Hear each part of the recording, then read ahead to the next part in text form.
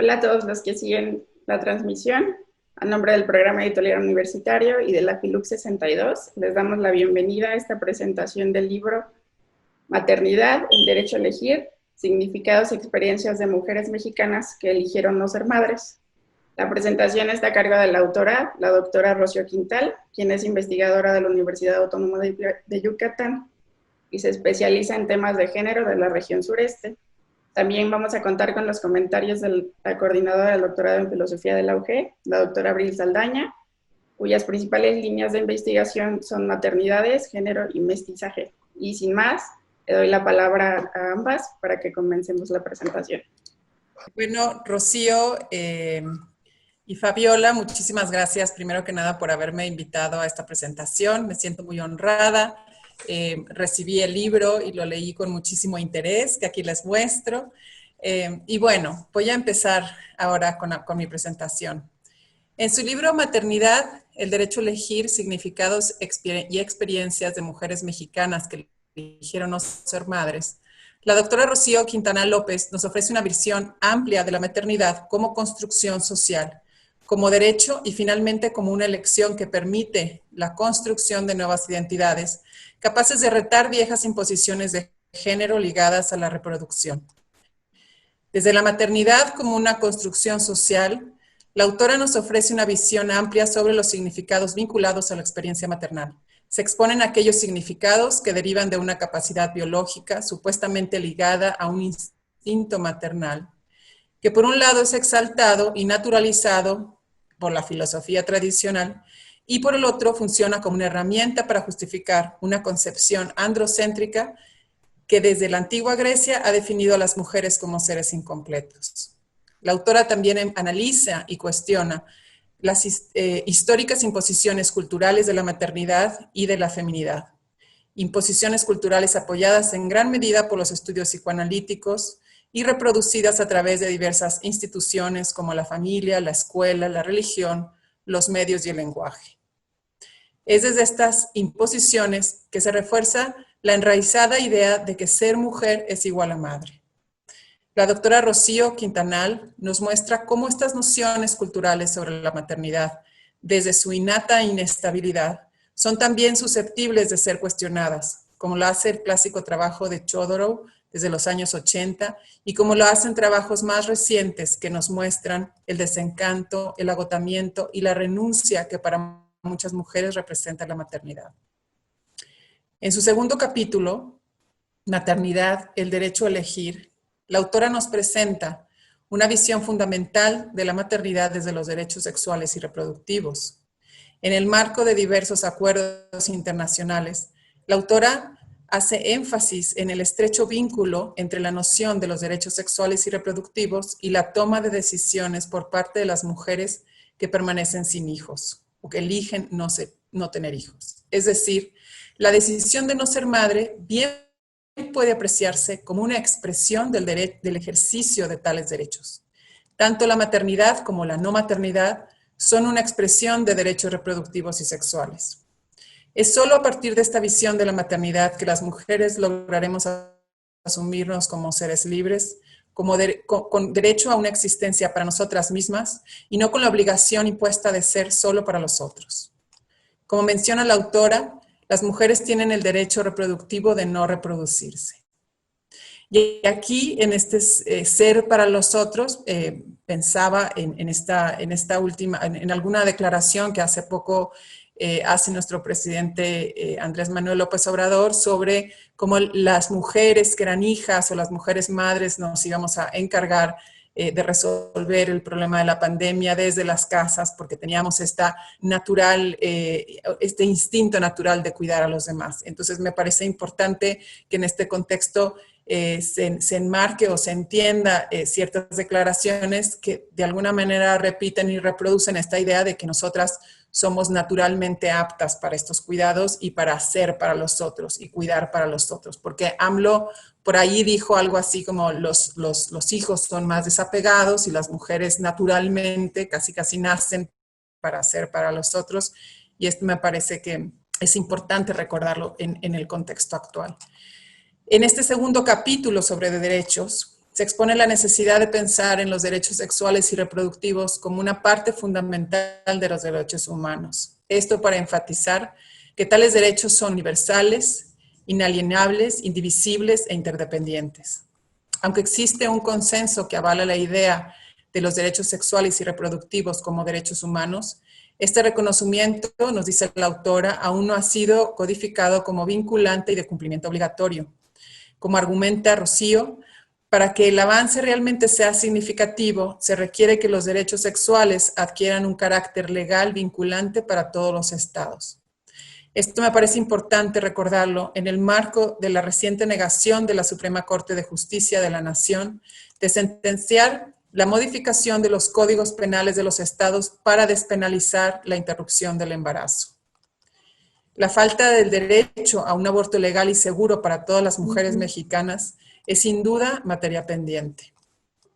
En este mismo capítulo, la autora nos ofrece algunas consideraciones en torno a la postergación o la evitación de la maternidad, así como algunos obstáculos reales y simbólicos asociados al ejercicio de la maternidad como un derecho sexual y reproductivo.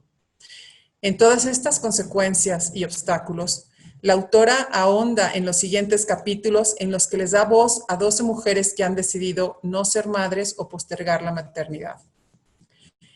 El capítulo 3, la vivencia de la maternidad como elección.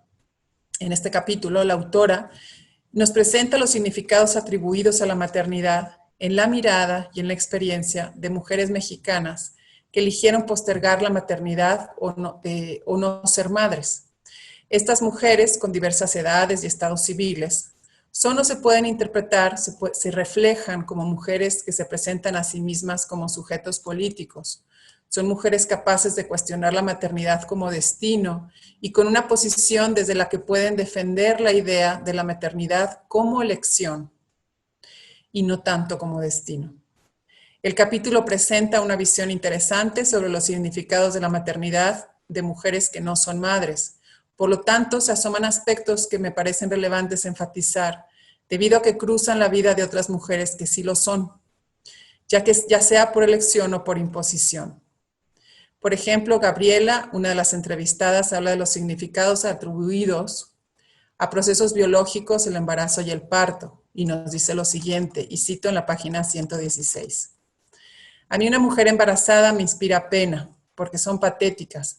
Hay gentes que están embarazadas y se ven muy mal, muy descuidadas en su persona. Dan hasta guácala en tono de asco. Y así voy a quedar. Y eso es parte por lo que no me interesa el embarazo. Lo siento como una deformidad, como una forma en la que tu cuerpo de plano ya pasa a cuarto lugar. Entonces siempre me ha dado un poco de repulsión la idea de ser madre. En esta cita me parece importante detenerse, recalcando primero la validez de cualquier motivo que mujeres como Gabriela tengan para ejercer o para elegir no ser madres. Finalmente, me parece que las mujeres que no son madres no tendrían por qué dar ninguna explicación para no serlo. Son decisiones válidas, sin duda, desde cualquier lugar. Pero también son decisiones políticas o también son expresiones políticas. Y es por eso que me gustaría comentar sobre la dimensión política de visiones del cuerpo y de la maternidad que cruzan por la vida de todas las mujeres, madres o no. En este caso, la noción del embarazo como algo repulsivo que da asco es una noción que explica en parte el incremento excesivo, por ejemplo, del uso de cesáreas en hospitales privados y públicos del país. En su investigación sobre cesáreas en la ciudad de Monterrey, Ángeles Sánchez y Guadalupe Fabiola Pérez encontraron que la cesárea o el procedimiento de la cesárea era normalmente justificada por mujeres y por médicos a partir del deseo de un parto higienizado o limpio. Y como argumenta Nussbaum, el cuerpo de las mujeres ha sido históricamente sujeto de asco y repulsión. Esto lo podemos ver en la innecesaria existencia de productos de higiene femenina que reproducen la idea de suciedad y asco asociada al cuerpo de las mujeres. Y aquí hay que notar cómo el mercado se beneficia de estas nociones sobre el cuerpo de las mujeres y sobre sus fluidos corporales. Por otro lado, la noción del embarazo como deformidad o como algo que atenta contra el cuerpo de las mujeres también está profundamente vinculada a nociones sobre belleza que cruzan tanto a mujeres no madres como a las madres. Nociones que desde ambas experiencias de maternidad y de no maternidad debemos seguir cuestionando y resistiendo. Es claro que las mujeres que deciden no ser madres o postergar la maternidad lo hacen desde la conciencia o el reconocimiento de los costos de la maternidad. La renuncia de las necesidades propias por el legado social de ser para otros, los desgastes físicos y emocionales de la maternidad, la discriminación laboral que sin duda persiste en México y en el mundo, las ideas que desexualizan a las madres, la mitifican a través de imágenes veneradas como la Virgen, y el papel de los hombres que por lo general siguen sin involucrarse en las labores de cuidado. No ser madre es definitivamente un acto político, un acto de resistencia, que transforma un destino en elección.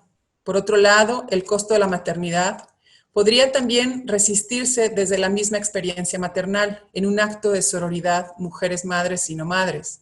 Por ejemplo, la postergación de la maternidad para lograr una estabilidad financiera o un proyecto personal y o laboral ha puesto a muchas mujeres en la necesidad de usar tecnologías de reproducción asistida que suelen ser costosas e invasivas.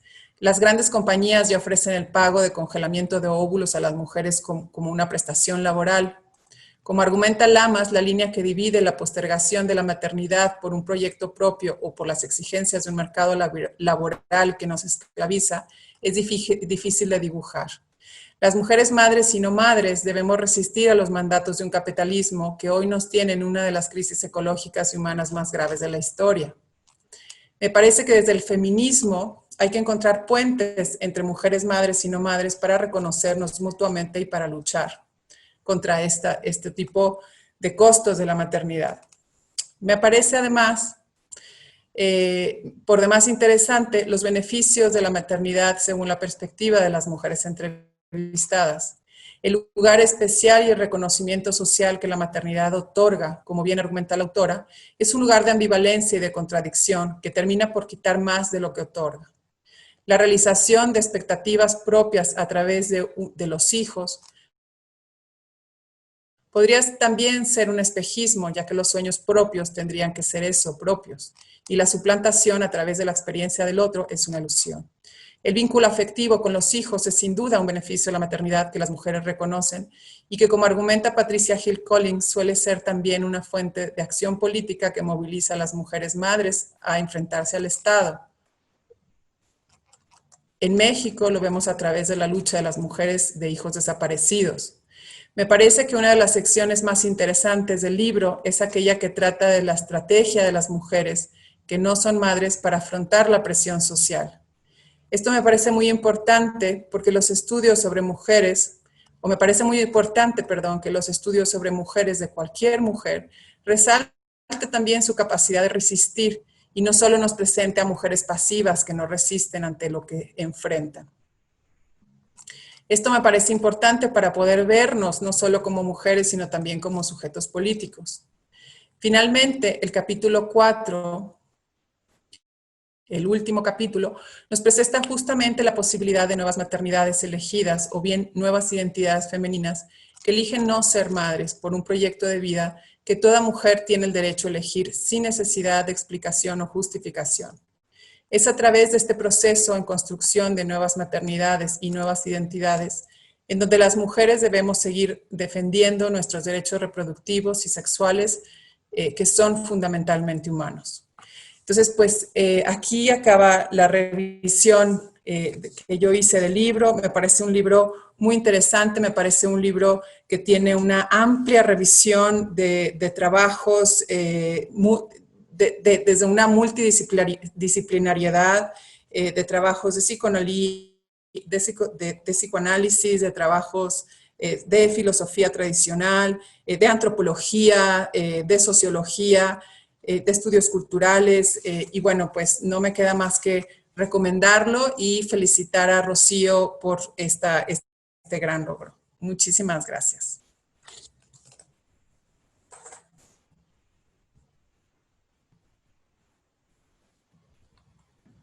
Muchísimas gracias, doctora Abril. por la cuidadosa lectura que has hecho de este libro. Se ve que lo leíste de principio a fin y muy detenidamente, se notó, te agradezco, espero hayas disfrutado la lectura. Y bueno, pues yo creo que tus comentarios enriquecen mucho lo que el lector puede encontrar en esta propuesta, en este libro, que básicamente, efectivamente, pone en la mesa el tema de la maternidad como elección, el cuestionamiento del paradigma mujer igual a madre, y esto lo hace a través del testimonios de mujeres que precisamente decidieron, no porque no pudieran por una cuestión biológica, no porque alguien se los impidiera, sino porque ellas deciden, estas 12 mujeres, que la maternidad no va a ser parte de sus proyectos de vida. Y bueno, y creo que ahí está el tema, porque históricamente al nacer mujer somos vistas en automático como madres, y a pesar de que los índices de fecundidad han ido descendiendo, ¿no? Pasando en México en 1960 de 7 hijos al día de hoy, en promedio 2, un hijo, pues realmente todavía ese cambio cultural, social, de la cultura mexicana, todavía cuesta trabajo aceptar que las mujeres tenemos la capacidad biológica para gestar, pero que no necesariamente la queremos utilizar, al menos no para gestar a otros. Y en este sentido,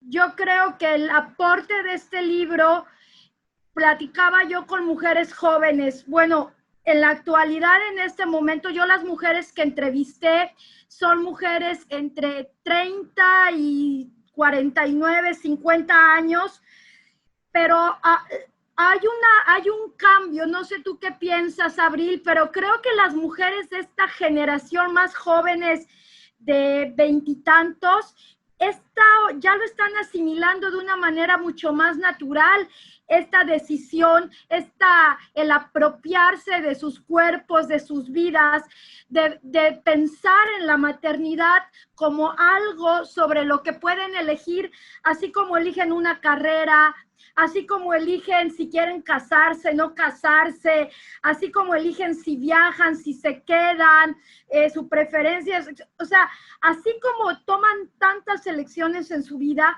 las mujeres más jóvenes de 15, 17, hasta ya desde 25 años, empiezan a ver la maternidad como un tema más sobre el cual pueden elegir en sus vidas. Y yo platicando, yo también soy docente en la Universidad Autónoma de Yucatán, platicando con jóvenes, me decían, Rocío, lo que encontramos en tu libro es la posibilidad de leer un referente de mujeres que se construyen a partir del no ser madre, que son escasos esos referentes, porque lo que abunda en nuestra cultura y en general son los referentes de cómo sí serlo, ¿no? De mujeres madres, toda la literatura está construida alrededor de las mujeres madres, desde el deseo del hijo hasta la parte de todo el acompañamiento al embarazo y cuando lo tienes, y bueno, y cómo educar a tu hijo, pero hay pocos referentes de cómo construir una identidad femenina a partir de mujeres que eligieron no ser madres. Y precisamente creo que en este libro encontramos esas voces de mujeres que antes de gestar a otros decidieron que preferían y querían gestarse a sí mismas. Y que conste que este no es un libro en contra de la maternidad. No es un libro, es un libro que reivindica la maternidad como elección. Aquellas mujeres que hayan podido de verdad elegido ser madres con la libertad que esto implica y que sean felices, qué bueno. O sea, aquí no estamos defenestrando a las que eligieron y pudieron elegir ser madres y es una faceta que las llena, que les hace sentir plenas y son felices. Aquí en este libro lo que se reivindica es esto, la maternidad como una elección en la vida de todas las mujeres y no como un destino. Así que este libro, más allá de ser, yo digo que la maternidad fue el pretexto, porque en realidad lo que quiero reivindicar es esa posibilidad de que nos empiecen a ver a las mujeres como sujetos con capacidad de decidir sobre nuestros cuerpos, sobre nuestra sexualidad, en última instancia, sobre nuestros proyectos de vida. Claro, y bueno, una cosa que dices y me parece importantísima es que le das voz a mujeres que comparten su experiencia con el lector y que comparten una experiencia sobre todo de los prejuicios y de las cosas que tienen que enfrentar, que me parece importantísima y me parece muy interesante. Porque me parece interesante que, como tú bien decías, las mujeres lectoras se den cuenta que no son las únicas, que no están solas, que esta no es una experiencia personal, que esa experiencia que están teniendo es una experiencia política y que cómo se vincula como con ciertas ideas que están muy enraizadas en la cultura mexicana y en las ideas judeocristianas. A mí me llamó especialmente la atención esta idea o esta acusación de esterilidad, ¿no? De como si las mujeres no fueran capaces de tomar una decisión o como si algo estuviera mal con ellas, ¿no? Ya tanto sea en su cuerpo biológico o en su salud biológica reproductiva, o bien en su salud mental, que es otro clásico, ¿no? Que las mujeres hemos tenido que enfrentar no solamente las madres, sino también, como vemos, las no madres, es decir, como decía Foucault, este dispositivo de poder, a partir de la noción de la mujer histérica o de la madre más bien histérica, que es utilizado desde el siglo XVII, desde el siglo XVIII, como una forma de justificar que los cuidados sean exclusivamente de las mujeres y que ella sea como la encargada de quedarse en esta esfera privada, ¿no? Pero esa acusación de locura, de problemas psicológicos, de problemas de esterilidad que la gente asume cuando ve a una mujer o cuando conoce a una mujer que decide no ser madre, me parece muy interesante porque de alguna forma es atribuida también a las mujeres madres, es decir, de una manera distinta, si quieres, la locura o la histeria, o también de una manera distinta el tema de lo biológico, con la imposición, por ejemplo, tan tremenda de la lactancia materna, que aunque es muy buena, si a alguien se le ocurre el gran pecado de no dar o de no lactar, es acusada como si hubiera algo biológico o como si hubiera algo malo con su salud mental. Entonces, me parece que es importante otorgarle un espacio a estas voces porque justamente les das herramientas para que otras mujeres se lean en la experiencia de esas otras mujeres y de alguna manera se reafirmen su propia decisión y puedan de alguna manera acomodar estos prejuicios y ya más bien sentirse o verse como un grupo político y no nada más como esta es mi experiencia particular, personal y no tiene nada que ver con lo político. Entonces me parece que lo que dices es muy importante. Así es, Abril. Este tema de la salud mental que comentas fue algo reiterativo entre las mujeres que entrevisté. Precisamente muchas de ellas son tachadas de inestables, son mujeres, todas ellas, tú habrás podido ver en la referencia que hago, mujeres adultas que todas trabajan con maestría, con doctorado, independientes económicamente, y que sin embargo no falta quien les diga, ¿y cuándo vas a sentar cabeza, no? Porque no tienen hijos, porque han elegido no ser madre, y casualmente o culturalmente es muy fácil que a la mujer no madre se le vincule con la inestabilidad emocional, y por el contrario, también en nuestra cultura se tiende a que cuando la mujer se vuelve madre, automáticamente gana respeto en nuestra sociedad, ¿no? Así sea una adolescente de 15, 17 años, o sea, pasa de ser la adolescente que no sabía qué hacer con su vida, en el momento que nace el hijo, a ser la mujer madre respetable, ¿no? Se juega con todo esto en nuestra cultura. Claro, el problema con esa idea de reconocimiento social es que está muy ligado a la adultez, es decir, la maternidad te otorga o te hace ser merecedora de una transición de juventud a adultez. Y es uno de los ritos sociales que por lo general hemos utilizado, por un lado la independencia financiera, por otro lado la maternidad o la paternidad, que te otorgan este carácter adulto y que por lo tanto te conceden este respeto. Y el problema con esto es que, bueno, en el caso de la independencia financiera, es que estamos en un momento económico, estamos en una crisis de tal forma que los jóvenes, esa transición de la juventud a la adultez, no logran esta independencia financiera en todo momento, o la maternidad se logra, pero entonces cuando se logra, cuando las mujeres son muy jóvenes, también como hay o sea, por un lado una exaltación de la maternidad, pero también por otro lado una condenación de la maternidad, justamente porque no hay este seguimiento de rituales sociales que digan, bueno, ya te hiciste adulta, ¿no? Entonces yo creo que con las mujeres que no son madres, el tema ahí es que, por un lado, como bien dices, son mujeres fuertes, mujeres independientes, mujeres serias, y parece absurdo, ¿no? Que se dudara, digamos, de esta seriedad o de esta estabilidad, digamos, financiera, emocional, demás.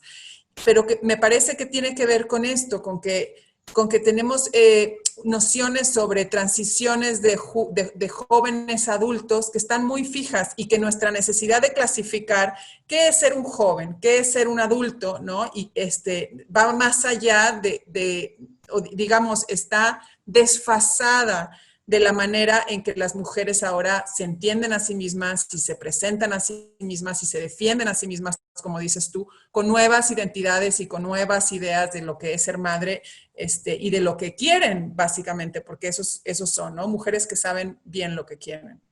Y fíjate que te quiero compartir que, bueno, este libro salió en diciembre ya del 2018, bueno, ha tenido ya varias presentaciones, y he tenido la fortuna de saber que le está siendo muy útil a psicoterapeutas, quienes me dicen, oye, ¿sabes qué? O sea, al consultorio siguen llegando mujeres de entre 30, 40, 45, 50 años que eligieron no ser madres, pero a quienes todavía cargan y arrastran el conflicto por toda la presión social que en nuestra cultura sigue habiendo. Y me dicen, no sabes qué útil resulta recomendarles el libro, porque precisamente lo que hablábamos hace un rato, ¿no? Encuentran que no son las únicas, que es una opción válida, legítima, y que además, como se habla en los testimonios, se puede ser perfectamente feliz y tener una vida plena desde la elección de no ser madre, porque de repente también se piensa, y si me arrepiento, y si luego cuando ya el reloj biológico cierre, ¿no? Para muchas mujeres hablaban de eso en las entrevistas, que la presión va por ese sentido. Bueno, es que cuando ya quieras, ya no vas a poder por el reloj biológico. Entonces, se maneja toda esta culpa y bueno, hay una parte del libro donde hablo precisamente de cómo a veces desde los consultorios, los psicoterapeutas que no tienen una perspectiva de género y que llegan estas mujeres que están en este proceso de ratificar su decisión de no tener hijos, a veces en vez de ayudarlas, cuando no tienen una perspectiva de género, de derechos sexuales, de derechos reproductivos, de reconocer la capacidad y el derecho legítimo de las mujeres a decidir sobre sus proyectos de vida, sea cual sea, más que abonar, estos psicoterapeutas terminan conflictuando más a las mujeres. Por eso este libro también se lo recomiendo mucho a todas las personas que están en el ámbito de la psicoterapia, porque es un hecho que cada vez más mujeres están en esta ruta de elegir no ser madres y de vivir la maternidad como solo una elección más en sus vidas. Claro, por supuesto. Y como bien dices tú, cruza todos los ámbitos y todas las, digamos, todas las formas, instituciones de nuestras vidas, ¿no? A mí me parece importante como bien lo mencionas, desde la familia, desde los medios de comunicación, desde los juguetes, ¿no? Para las niñas, cómo las predisponen a ser madres, desde el lenguaje, ¿no? En inglés, yo recuerdo haber leído un movimiento para dejar de llamar a las mujeres que no son madres childless, ¿no? Como sin hijos o más bien menos hijos. Es una mujer y menos los hijos. Y entonces como que había también una manera o un intento por resistir también cuáles son estos lenguajes y cuáles son los lenguajes que se usan para describir a las mujeres que no tienen hijos. O sea, ¿por qué van a tener algo menos? O sea, son mujeres y ya, ¿no? Entonces sí, me parece importantísimo desde la religión, por ejemplo, desde la idea de la supermadre, de la madre virgen, y bueno, y cómo desde el psicoanálisis también y desde las terapias, como bien dices, se tendría que cuestionar esta naturalización, ¿no? O sea, esta naturalización de la maternidad como algo que si, digamos, como dices tú, como destino, que si no cumples hay algo mal, o sea, hay que encontrar, digamos, el desperfecto. Y me parece importantísimo este trabajo, además, porque hay muy poco, en realidad hay muchísimo trabajo sobre maternidad, pero hay muy poco trabajo que toma en cuenta esta experiencia de las mujeres que deciden no ser madres y que, como bien dices, cada vez hay más. Entonces, esto ya no va a ser la excepción, quizá va a ser la norma, y sí tendríamos que empezar a desmoronar y a este tipo de ideas que solamente traen daño a las mujeres y que nadie se merece. Y la realidad es que sí, efectivamente, es una tendencia que las mujeres vayan como en otros países. En México la tendencia va para allá, a que cada vez más mujeres e incluso hombres, Abril, incluso hombres jóvenes decidan no incluir el proyecto de maternidad, paternidad en sus vidas. ¿Por qué? Porque estamos en un contexto en el que verdaderamente valoran estos hombres y estas mujeres que en las actuales circunstancias verdaderamente la maternidad y la paternidad puede ser un freno a otros proyectos de vida. Ya hablabas tú de las limitantes en lo económico, digo, y ahorita el tema de lo medioambiental. Bueno, creo que el escenario, muchos jóvenes ya empiezan a valorar si verdaderamente reproducirse es una opción, incluso hablan y piensan si es ético, ¿no? Reproducirse en estas actuales circunstancias que estamos viviendo. Y en el caso de las mujeres también es muy claro que mientras que no haya una verdadera transversalización, cambio de roles de género al interior de la familia, las mujeres van a ir soltando la maternidad, porque efectivamente mientras la carga de la maternidad, como al día de hoy sucede, siga estando sobre las mujeres, cada vez hay más mujeres que dicen, pues no, prefiero mi proyecto laboral, prefiero viajar, prefiero mi proyecto educativo, porque efectivamente no encuentran la manera de, en este escenario actual, conciliar lo que implica gestar, educar, crecer, formar a otro ser,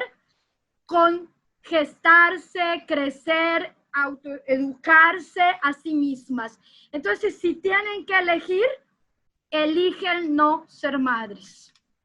Claro, y ahí es cuando uno se pregunta, como una estudiante de doctorado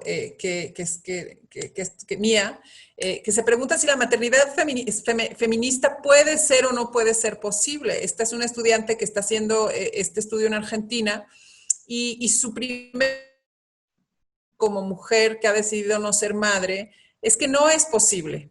Ella está evaluando a través de entrevistas y de etnografía si se puede o no se puede pensar con una maternidad feminista, y hasta ahora dice que no, que las mujeres que somos madres realmente todavía no logramos concebir y todavía no logramos, digamos, una práctica real de maternidad feminista. Y como bien dices, hasta que no seamos capaces como sociedad de poder, digamos, ofrecerle a las mujeres una maternidad igualitaria, digamos, un contexto familiar de igualdad, en donde ellas puedan pensar también en ellas mismas con sus propios proyectos y sueños, pues va a ser difícil que esta tendencia cambie. Así es, porque la realidad es que al día de hoy la transformación en las relaciones de género se ha dado más en el espacio público, pero muy poco todavía llega a los espacios privados, a las familias. Ahí precisamente muy interesante lo que comentas, Abril. Vemos cómo hay mujeres que en el espacio público se pronuncian, obviamente se asumen como feministas, pero llegan a su espacio privado y no se ha logrado transformar. Sobre ella sigue recayendo el cuidado, la atención, la responsabilidad, a pesar de que tienen parejas que están en un discurso igualitario, pero la realidad es que en los hechos el proceso todavía no cuaja, ¿no? Claro, perdón, y ahí habría que, yo estaba pensando que habría también que, sería un bonito proyecto, digamos, ver si hay alguna diferencia de clase en estas visiones y en estas posturas. Es decir, si estas son mujeres de clase media o mujeres con un cierto nivel de educación, ¿cuál sería entonces la experiencia de aquellas mujeres, digamos, que están en una posición de más desventaja, ¿no? O, por ejemplo, cuál sería la experiencia de la no maternidad en mujeres indígenas o trabajadoras del hogar, y en otras experiencias de no maternidad, ¿cuáles serían los retos y si hay experiencias similares, si hay experiencias compartidas o cuáles serían los retos? Pero bueno, eso ya sería interesante verlo en un futuro, pero por lo pronto me parece que tu libro es un parteaguas y es algo que recomiendo muchísimo leer.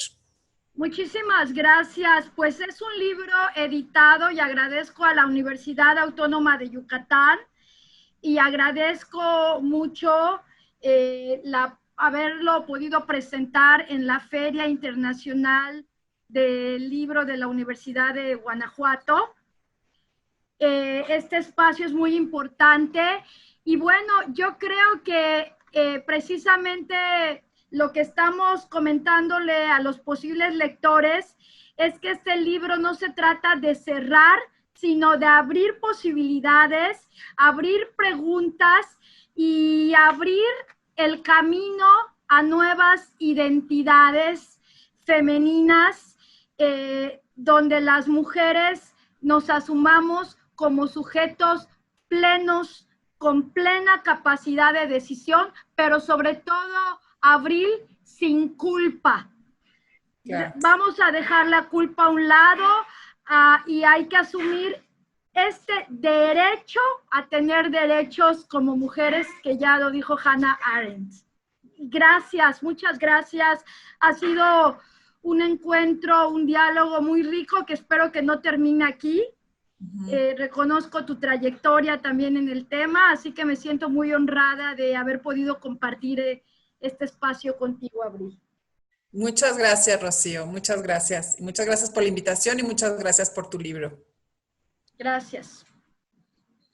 Muchísimas gracias a ambas. Yo tengo una pregunta para la doctora Rocío. ¿Dónde podremos conseguir el libro?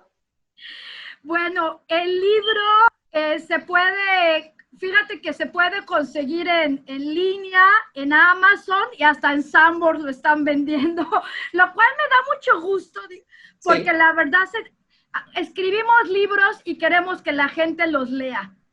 Entonces, bueno, pues se puede conseguir, si buscan en línea con el nombre, se puede conseguir. Muchísimas gracias.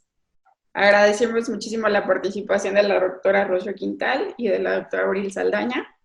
Y los invitamos a seguir la transmisión del resto de las actividades del programa editorial en la FILUC 62. Y por lo pronto es todo. Gracias.